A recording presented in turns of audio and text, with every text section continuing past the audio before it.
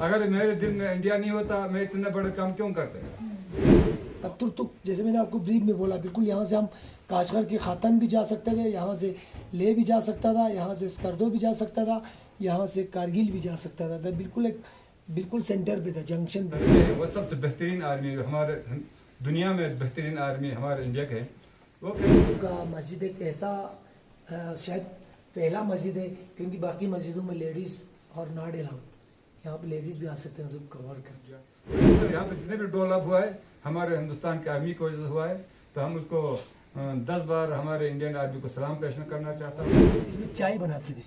अब चाय कैसे बनते थे, जैसे ये है ना, ये इसमें चारकोल डालते थे और इसमें पानी और चाय, और इसको पैलेस का निर्माण 15वीं शताब्दी में हुआ था अबू तुराब खान ने। तब और ऊपर उधर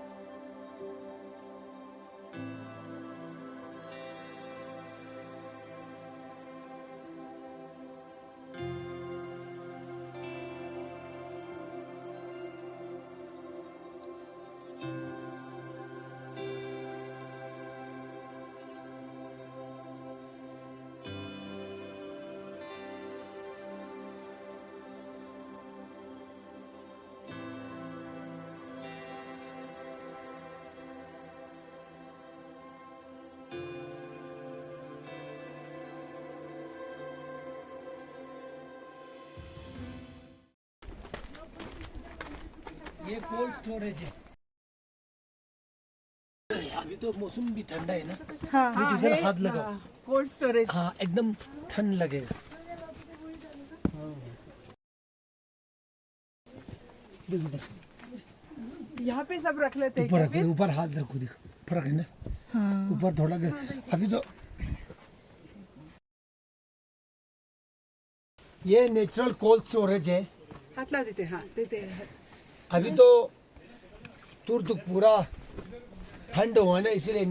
ये तो एकदम जो हम अंदर आएंगे ना, तब हमें एकदम मतलब वी फीलिंग कोल्ड। तभी इसके अंदर हमने 30 साल 40 साल पुराना मक्खन स्टोर करके रखे हुए, क्योंकि यहाँ के लोग ज़्यादातर मक्खन खाते हैं। जैसे शादी में भी नॉनवेज नहीं बनते, मक्खन के एक डिश, उसका बकवीट के एक डिश बनते हैं, तब यहाँ से मक्खन ले जाके फिर उसमें यूज़ करते हैं।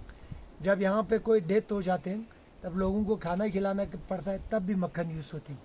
जब कोई हज पे जाते हैं सऊदी अरबिया में, तब भी लोगों को खाना खिलाना, तब भी मक्खन खिलाना। और मक्खन जितना पुराना हो इतने सेहत के लिए अच्छे हम बोलते हैं। तो बल्कि में एक कहावत है, बोलते हैं माही ऐसी नच्चो, यानी पुराना मक्खन खाने से हार्ट पेशेंट भी ठीक होते हैं। तब नमकीन चाय बनाते हैं हम, जब यहाँ के जो local butter tea salt T बोलते हैं, उसमें भी ये मक्खन डाले जाते हैं। अब ये टोटल पूरा तुर्तुक में सिर्फ यही जगह है जहाँ पे हमें एकदम ठंडा फीलिंग होगा, और हम उसको याक स्किन में डाल के रखते हैं, और एट ए टाइम हमें ख़त्म करना है उसको। जैसे मान लीजिए थोड़ा से निकाला फिर रखा तो फिर हवा लग तो ख़राब होगा। अब जैसे शादी में हमें पता है कि हमें कितना मक्खन ज़रूरत पड़ेगा, अब 5 केजी का, 10 केजी का, 15 केजी का बना हुआ है। तब ये 10 लोगों का है तुर्तुक में, बट शेयर करके रखते हैं। अभी है इसमें, अभी है। यहाँ बक्से में डाला हुआ ना, लोगों ने शेयर करके रखे। अच्छा। तब हमारे भी इसमें एक है, वो मुझे एग्जैक्ट पता है कि वो 96 का है। 96 का? हाँ, जुलाई 96 का है, बट वो डेट किसको मैं और हमारे फादर ने बना।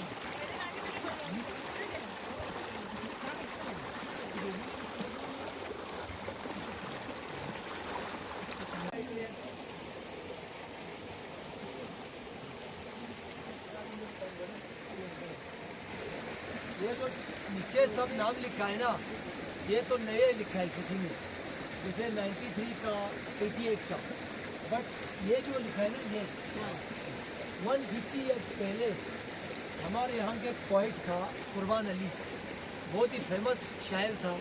इसने पर्शियन में एक ऐसा लिखा है आने वाले जनरेशन के लिए। अब मैं उसको इर्शाद है, यहाँ पे लिखा है, बरसंग नौशिता बूद निकाश, बरसंग नौशिता बूद निकाश, वमा सिकंदर वफा तू जोश बाश। ये पर्शियन में, आप मैं इसको ट्रांसलेट करता हूँ।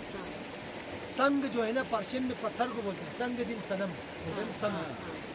बरसंग नौशिता यानी मैं इस संग दिल पत्थर पे, यानी पत्थर पे लिख रहा हूँ बेजान।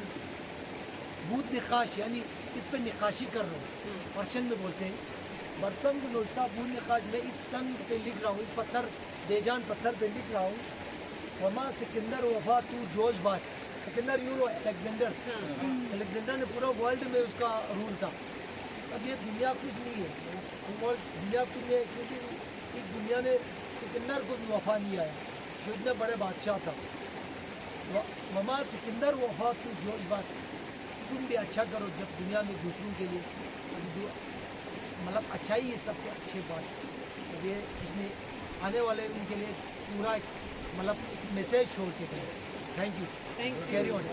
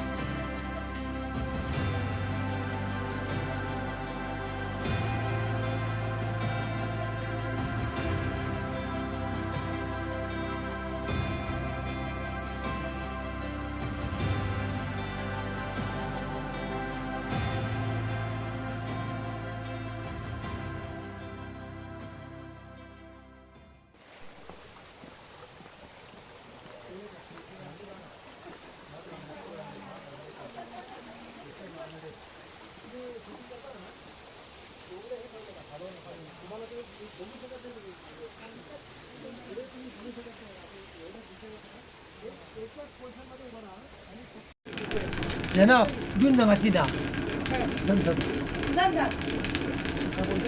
ये सत्तू बन रहा है ना सत्तू अच्छा अच्छा सत्तू को मंचा मिल जाए वो डब्बे अगर इतना इतना हमें आटा निकला ना वो डब्बा पर जो उसको आटा देने का इसका रेंज तब टोटल यहाँ पे 3 है जो तकरीबन 700-800 साल पुराना है। तब ये पत्थर पानी की फोर्स पे पड़ते हैं, इसके नीचे एक पंखा है, जब पानी का फोर्स उस पंखे पे पड़ते हैं तब ये गोल गोल घूमता है, तब ये आटा इधर साइड पे फेंकते। तब हमारे पास मशीन भी है लेकिन ज़्यादा तो लोग ये यहाँ पे करते हैं। तो आज हमने वीट का जो चपाती खाया था ना कल, और वो बकवीट सब यहाँ पे करते हैं।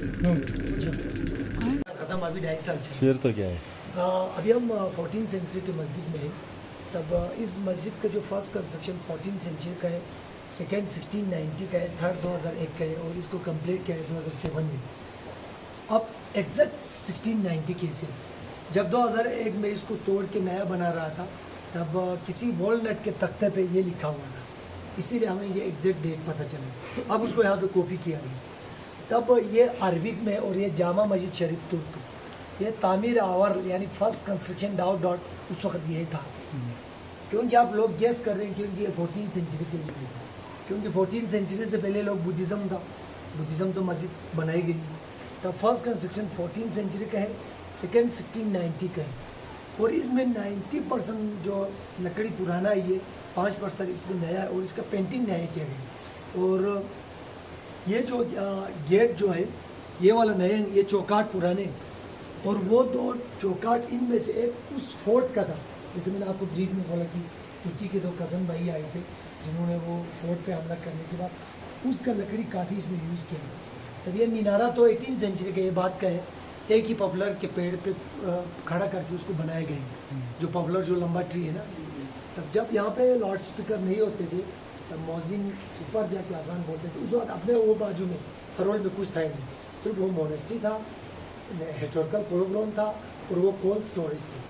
तब वो पोलो खेलने यहाँ से उधर जाता था उस पोलो ग्राउंड में जो आसान हम देखे हैं। तब उसी हम पुराने रास्ते से आए, एकदम तुर्क के पुराने रास्ते से। तब इसीलिए आपने कितना अच्छा एंजॉय किया होगा।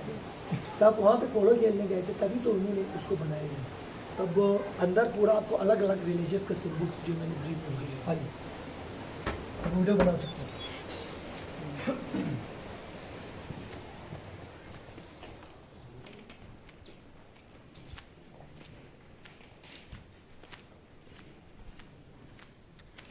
जो यहाँ पे ऊपर पूरा स्वस्तिक बना हुआ ना,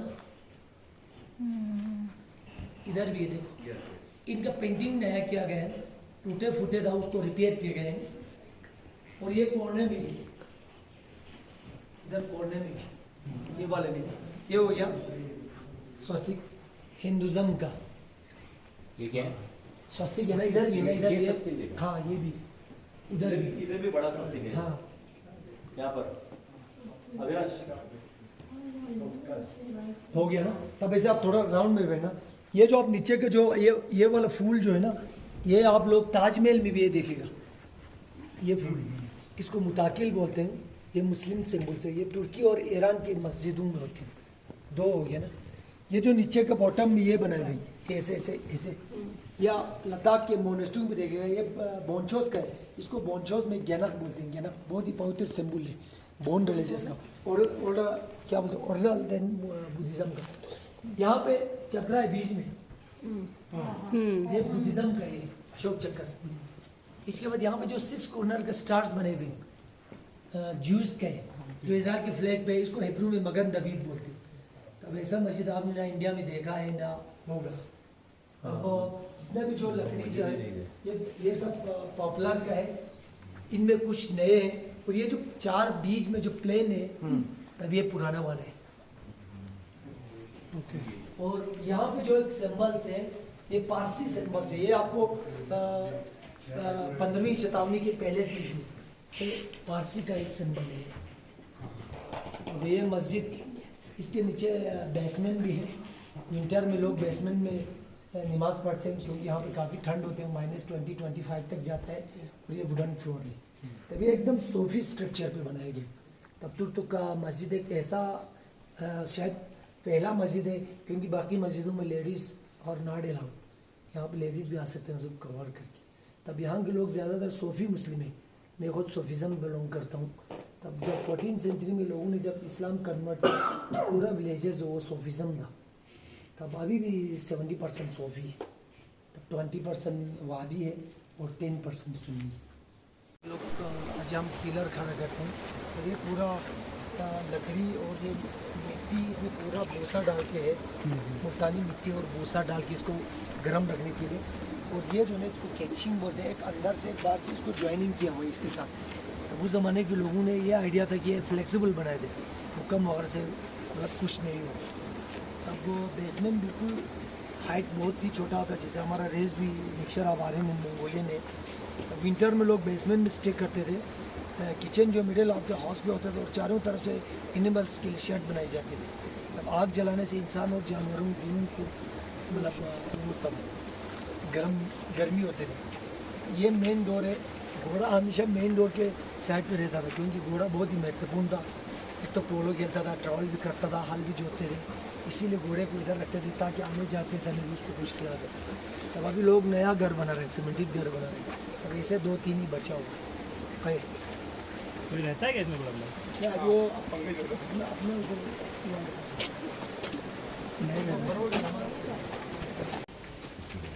अभी हम जो है यब्गो पैलेस तुर्तुक के पास है। तब इस पैलेस का निर्माण 15वीं शताब्दी में हुआ था यब्गो तुराब खान ने। तब आप ऊपर उधर जो ग्रीन कलर में पूरा स्वस्तिक बना हुआ है साइड। ये बाँस को उस वक्त पता ही ना, मंगोलिया से पूरा हमारा वो है। तो मंगोलिया में बाँस पालने का बहुत शौक था, कुछ चंगेज़ खान भी एक बाँस उठाते थे। तब इसी टाइप का है। तब अभी अंदर पैलेस भी है, इनसाइड म्यूजियम भी है। तब बाकी मैं भी बंदर कहूँगा, अभी भी रॉयल फैमिली का वंशज इधर रहते हैं। तब यब्गो कहाँ से आएंगे, यब्गो के बारे में मैं अंदर पूरा ब्रीफ करूँगा।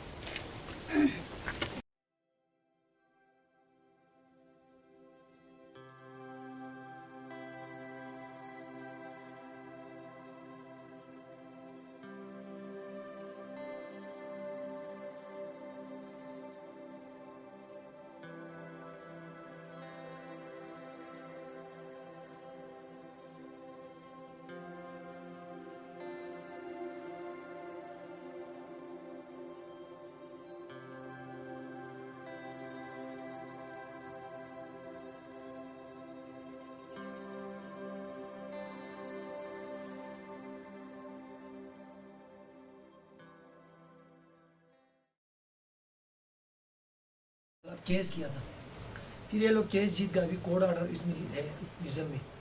तब पर उसमें लिखा है कि पर मंथ 5 रुपीज़ रेंट देने के लिए कहा गया था, 4 साल का, 47 से 51 का। और आर्मी को इस जगह को दोबारा उनको देने के लिए कहा गया। फिर जाते जाते उन्होंने वो पूरा कहते हैं कि डायमंड लगे हुए थे, अभी वो होल्स अभी भी है गेट पे, उन सबको निकाल दिया, फिर पूरा तोड़ के गया।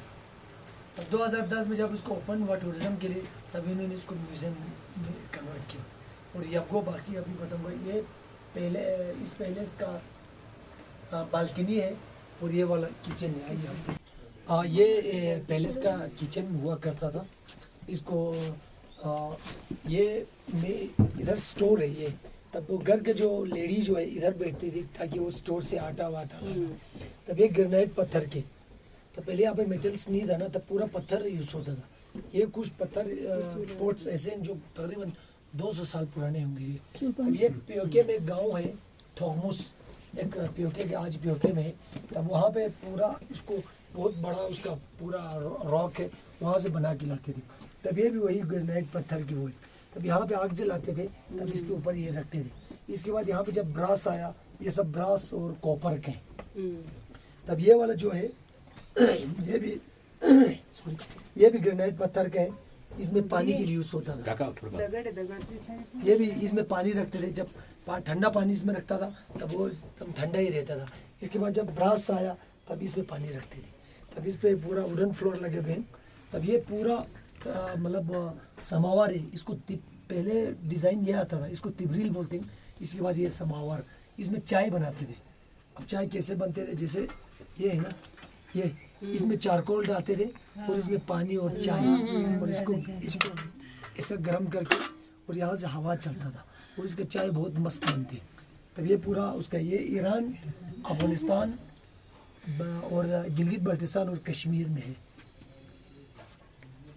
तब ये तवा भी उसका ग्रेनाइट पत्थर का रोटी वोटी बनाने के लिए ते कपाट कसं पूरा पत्थर का।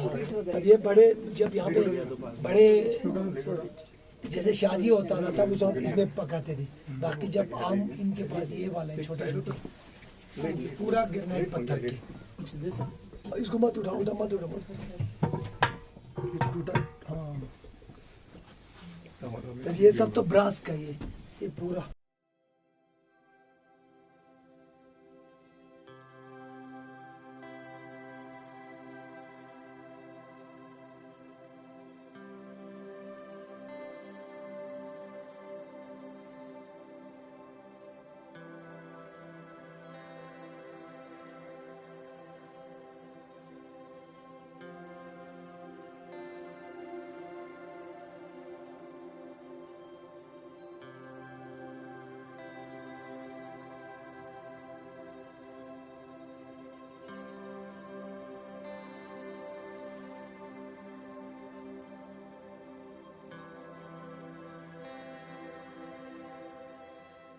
यहाँ पे विंटर में नॉनवेज बनाता था, इसमें आटा डाल के दम लगाते थे। अच्छा, दम बिरयानी। Mine your head. दम बिरयानी।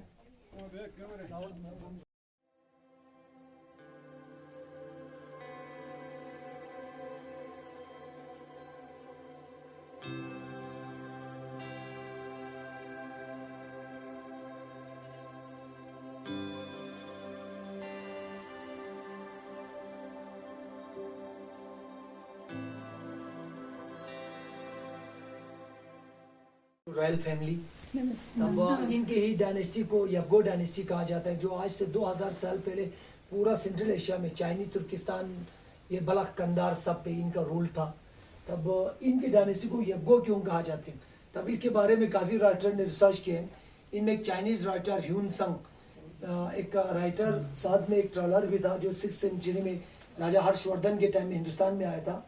तब प्रिंस तुन का सरनेम यबगो लिखते हैं and he was the prince of western Turkistan, और ये गस्ट टाइप से बिलोंग करते थे। तब एक डरमारा के राइटर आर्थन क्रिस्टनसन ने अपनी किताब में ईरान के 22 स्टेट के नाम लिखते हुए उनका राजाओं का सरनेम यबगो लिखते हैं। इसके बाद पाकिस्तान के राइटर प्रोफेसर मजहरुद्दीन मुल्तान का था, उसने अपने किताब में तुर्की के जो राजाओं का सरनेम यबगो लिखते हैं। बट लोग ज़्यादातर ह्यून सांग पे यकीन करते हैं क्योंकि वो ट्रैवलर प्लस राइटर भी था और वो खुद ट्रैवल करके पूरा बुक लिखते थे। तब प्रिंस तुंग का सरनेम यबगो था और इनके ही डायनेस्टी का एक पावरफुल रूलर बेग मंथल ने 800 सेंचुरी में बल्तिस्तान पे हमला किया था। उस वक्त बल्तिस्तान में बोनचोस का रूल था। तब इसके बाद ये दोबारा सेंट्रल एशिया गया नहीं, बल्तिस्तान में रहने लगा। शाह आजम खान ये पहला मुस्लिम किंग है जो 1420 में एक पार्शियन सेक्युलर अमीर कबीर सईद अली हमदानी आए थे। तब पहले राजा शाह आजम खान ने इस्लाम एक्सेप्ट किया, धीरे धीरे पूरा रीजन ने इस्लाम कबूल किया था। यबगो सिक्किम तक, इस राज्य तक इनके डायनेस्टी का एक रूल था, बड़े बेटे को राजगद्दी दिया जाता था, छोटे को जागीर देते थे और या मंत्री देते थे। बट यबगो सिक्किम की वाइफ को इनके रूल पसंद नहीं थी क्योंकि ये अपने तीनों बेटे को राजा की सूरत में देखना चाहती थी। तब यबगो सिक्किम के बीवी के कहने के अनुसार यबगो सिक्किम ने अपने किंगडम को 3 हिस्सों में डिवाइड किया। एक बेटा यबगो इब्राहिम खान को सलीम का राजा बनाया गया, यबगो बेग अमान को केरस का राजा बनाया गया, यबगो तुराब खान को खपुल छोरबत का राजा बनाया गया। अभी भी ये जो टोटल जो 2 पार्ट जो पीओके में, और खपुल छोरबत का सिर्फ 4 गाँव 1971 में इंडियन आर्मी ने कैप्चर किया, उनमें चुड़ुंगा, तुर्तुक, त्याक्षी और थंग। सिर्फ खपुल छोरबत का सिर्फ 4 गाँव अपने इंडिया में, अभी भी जो मेजर पार्ट जो पीओके में। तब यबगो तुराब खान ने 1590 में इस पैलेस को बनाने के पीछे एक रीज़न था, एक मकसद था, क्योंकि ये समर के 3-4 महीनों के लिए एक छोटा पैलेस बनाया और विंटर में ये लोग खपुलू में रहता था, जो आज इनका जो बड़ा पैलेस आज पीओके में खपुलू में। तब समर के लिए इसलिए बनाया था क्योंकि यहाँ से सिल्क रूट से ट्रेडर्स चलते थे और राजा उन लोगों से रोड टैक्स लेता था, और जब विंटर में जब सिल्क रूट बंद होता था फिर वो जाके खपुलू में रहता था। यबगो अली मर्दान खान के टाइम में ब्रिटिश रूल था हिंदुस्तान में 18th सेंचुरी में।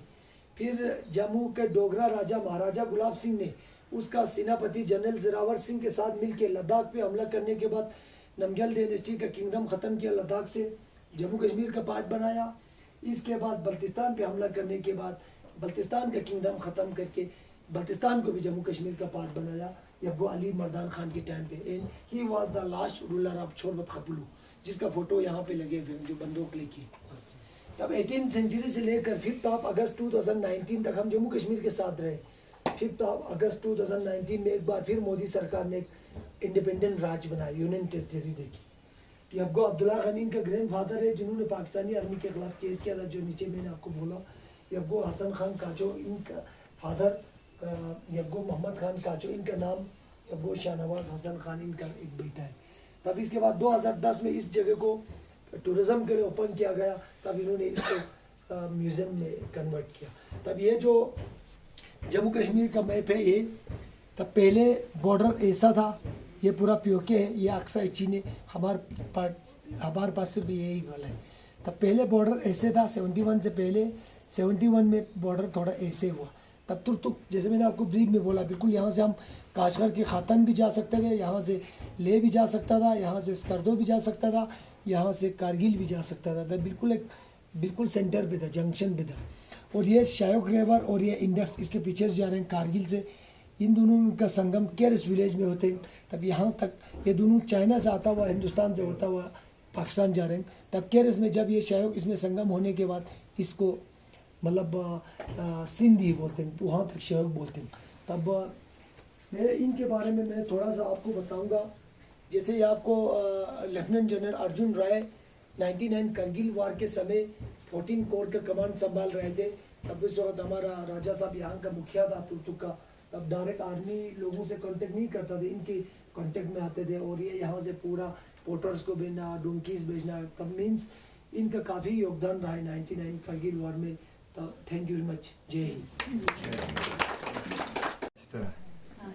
तो वहाँ पे जो लिखा है जनरल अर्जुन रे ने यहाँ पे लिखा है, उसको पढ़ कर बाकी हमारे जो दोस्त हैं उनको सुनाइए।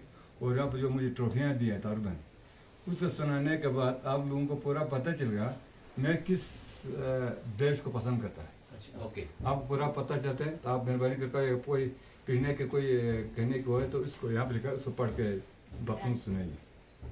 Dear Mohammad Khan Kacho, I place on record the appreciation of Indian Army for all the cooperation and assistance you have provided to make Operation Sadbhavna a great success.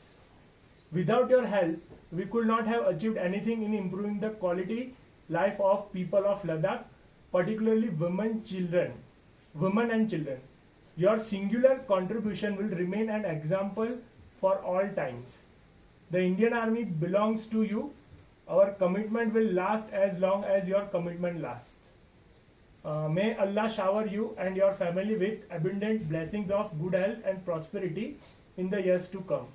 I am sure that you will continue to cooperate with the army with greater enthusiasm in the years to come. Best wishes. सबसे खूबसूरत समझता है, सबसे अच्छा आदमी मैं हूँ, सबसे खूबसूरत मैं हूँ। आज का ये ज़माना आ गया है। तो मैं अगर कहता है कि मैं हिंदुस्तान, हमारे इंडिया के आर्मी बहुत अच्छे हैं, जो हमारे फ़ौज अच्छे हैं और हमारे फ़ौज के जो तरीक़े हैं वो सबसे बेहतरीन आर्मी, हमारे दुनिया में बेहतरीन आर्मी हमारे इंडिया के हैं। वो कहने से आपको एक अजीब सा लगेंगे। तो किसी दूसरे आदमी मेरे बारे में बताएंगे, आपको पूरा यकीन हो जाएगा मैंने फ़ौज के लिए क्या काम किया। अगर मेरे दिल में इंडिया नहीं होता मैं इतने बड़े काम क्यों करता। तो आपको कोई कहने की ज़रूरत नहीं है कि मैं किस देश को पसंद करता हूँ, किसको नहीं करता हूँ। अगर मैं हमारे हिंदुस्तान के इतने आर्मी जितने भी हैं यहाँ पे, ये लिखी गई मराठा लेक कन्नड़ साहब था असद मिस्त्री पर एक कपड़ लिखा था, फारसी लैंग्वेज में था। तो वो ख़राब हो रहा था, उसने कहा खान साहब ये फट सकता है तो आप मैं सेम कॉपी करके लिखूँगा। तो उसने सेम कॉपी करके लिखा है। और तो बहुत से जो फौज बड़े बड़े अफसर आते रहते हैं और मुझसे हमेशा कहते रहते हैं कि आपको किसी चीज़ की प्रॉब्लम हो, किसी चीज़ की आपको किसी चीज़ की ज़रूरत हो, हमें बता दीजिए, हम आपके पीछे हैं, हमेशा कहते रहते हैं। तो बहुत से फौज की तरफ से मेरे लिए काफ़ी वो है प्यार है। और ये आप लोगों के लिए भी है, क्योंकि जितने भी यहाँ पे रोड बने हैं ये बहुत अच्छे अच्छे रोड, ये भी हमारे फौज की वजह से बने हैं। अच्छी तरह आप यहाँ पे नींद में यहाँ पहुँच गया। और इसी तरह यहाँ पे जितने भी डेवलप हुआ है हमारे हिंदुस्तान के आर्मी की वजह से हुआ है। तो हम उसको 10 बार हमारे इंडियन आर्मी को सलाम पेश करना चाहता हूँ। तो बहुत खूबसूरत आर्मी है। तो बाकी जो मेरा जो पर्सनल जो लाइफ के बारे में अगर आप कोई जानना चाहें वो पूछ सकते हैं। तो ये मेरी कहानी है। बाकी बैग तो बहुत ये मंजे हुए आदमी हैं। इसमें तो ये हमारे यहाँ पे कहते हैं ना हर फन मौला, हर फन मौला है। तो उसने तो सब कुछ बता दिया, तो ज़्यादा बताने की जरूरत नहीं। बाकी यहाँ पे जो सामान उनको भी आप हिस्ट्री बताएं तो उनको कि लोग कॉपर के जग में पानी रख के कॉपर के गिलास में पीते थे, तब उसमें बीमार नहीं होते, वही यकीन करते थे। तब ये लास्ट रुलर अली मर्दान खान का है। ये जो है ये लकड़ी का बना हुआ, इसमें मक्खन रखते थे। जैसे मैंने नेचुरल कोल्ड स्टोर में जो 30 साल 40 साल पुराना मक्खन के बारे में बोला, तब इसी चम्मच से वो नमकीन चाय में डालते थे, सॉल्टी में, फिर वो सत्तू डाल के डालते थे। तब ये कॉम जो है आइबेक्स के हॉर्न का बनाया गया है। आइबेक्स जो हिमालयन गॉड थे, तब ड्यूरिंग वार के टाइम में इनमें डायमंड गोल्ड डाल के इसको अंडरग्राउंड करता था और वार ख़त्म होने के बाद इसको निकाल लेते थे। ये गिलास ब्रास का है, लास्ट रुलर अली मर्दान खान का 18 सेंचुरी का गिलास है। ये चांदी का प्याला है। जिन जिन लोगों ने इस एरिया में इनका रूल था, ये इनका डायनेस्टी का सिक्के, कश्मीर का, इसके बाद east India company, British, Pakistan या अपना इंडिया का, ये इनका किंग। ये जो रिंग जो है, कभी राजा सडनली डेथ होता था, जिस किसी बेटे के पास ये रिंग होता था लोग उसको राजा मानते थे। ये कीमती, बहुत ही कीमती पत्थर है, इसको जी बोलते। और ये लेटर का था। ये वॉकिंग स्टिक इनके ग्रैंडफादर का है। जब ये कभी वॉक के लिए जाते थे, इसको इसमें रूबी लगे हुए और नीचे खंजर, इसको जब गुप्त खंजर रखा हुआ है। तब इसके बाद ये बो यज्ञो बेराम राय की है और ये मंगोलियन शेप में है। ये घोड़े के ऊपर बैठ के घोड़े को दौड़ाते हुए भी इसको वार कर सकते थे। ये पुराना वाला है। ये पंख जो है इनके ग्रैंडफादर ने चेंज किया है। ये मेजर सवार रेचन है जो 1971 में ये 4 गाँव को कैप्चर करने में कामयाब रहा। आज इनके कारण आप इस 4 गाँव में साइट सीइंग कर रहे हो। ये ब्रिगेडियर शेरजम थापा है, महाराजा हरि सिंह का सेनापति। तब उस वक़्त महाराजा ये और हरि सिंह ने भारत सरकार से मदद मांगा था। फिर बीच में नेहरू साहब चला गया यूएन। फिर ये है जनरल जरावर सिंह, ये गुलाब सिंह का सेनापति। इसी ने ही 18 सेंचुरी में यहाँ बल्तिस्तान और लद्दाख पे हमला करने के बाद यहाँ का किंगडम ख़त्म किया था। ये ट्रैप है ये वाला। यहाँ के राजाओं को जानवर पालने का बहुत शौक था। ये पहाड़ों में लगाते थे, फिर लेपर्ड्स, वोल्फ सब इसमें फंस जाता था, उसको आके पालते थे। ये क्वीन का कैप है। ये नेकलेस भी क्वीन का है। ये शूज़ भी क्वीन का है। इसका सोल जो है वो याक के स्किन से है और डिज़ाइन जो आइबेक्स स्किन से। यहाँ के राजा 2 तरह की टोपी पहनते थे। एक ये पहनता था दरबार के टाइम में और एक ये पहनता था और वार के टाइम में ये पहनता था। ये जो तलवार जो है इस पैलेस का निर्माण करने वाला यज्ञो तोराब खान का 15 सेंचुरी का तलवार है। ये पिस्टल जो पुराना है, उस वक्त बुलेट नहीं होते थे, उससे गन पाउडर डाल के आग दे के फायर करता था। ये हिस्ट्री बुक है, हिस्ट्री ऑफ जम्मू कश्मीर, पूरा गिलगित बल्तिस्तान लद्दाख। ये 18 सेंचुरी में महाराजा गुलाब सिंह के दरबार में एक मुशीर था, अलहज हिशमतुल्लाह ने लिखा है। तब बाद में इसको, जैसे राजा साहब ने बोला, पहले कपड़े पे था, उर्दू लैंग्वेज में था। फिर 2004 में मराठा इन्फेंट्री जब यहाँ पे पहुँचती थी, तब उन्होंने एक आर्टिस्ट भेज के इसको ट्रांसलेट करके बनाया गया है। ये पोलो के टाइम में, नारोज के टाइम में इनका ही है। ये भी ट्रेडिशनल ड्रेस में। ये इनका फादर, ये इनके ग्रैंडफादर जिन्होंने पाकिस्तानी आर्मी के खिलाफ केस किया था।